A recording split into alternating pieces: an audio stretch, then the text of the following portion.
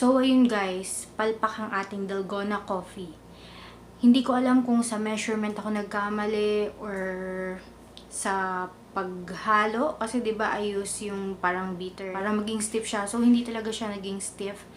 Pero, try pa rin natin. Cute pa rin naman siyang tignan. So, ayun siya guys. Pati yung paglalagay ko parang ang palpak din niya, no? So, tikman natin. Baka naman sakali eh. Masarap. I don't know kung hinahalo to.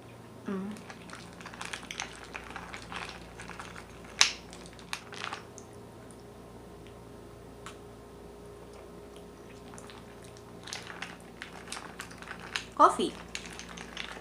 Coffee pa rin naman siya.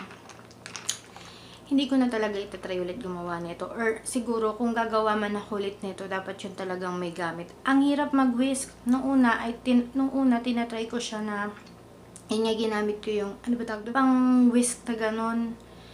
Pero ang tagal niya rin mag-stiff. Tapos, ginawa ko, winis ko na siya ng fork. Pero siguro siguro meron ding 40 minutes.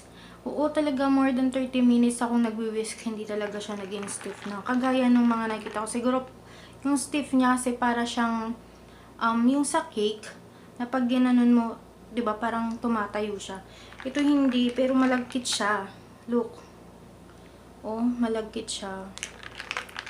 Hindi ko alam kung sa ingredients na ginamit ko kasi I use, instead of, sabi 'di ba, instant coffee, ginamit ko is 3-in-1. Or siguro sa measurement, or dahil sa sugar, I use white sugar. I don't know talaga, pero coffee pa din naman siya. Iced coffee. Ang sarap.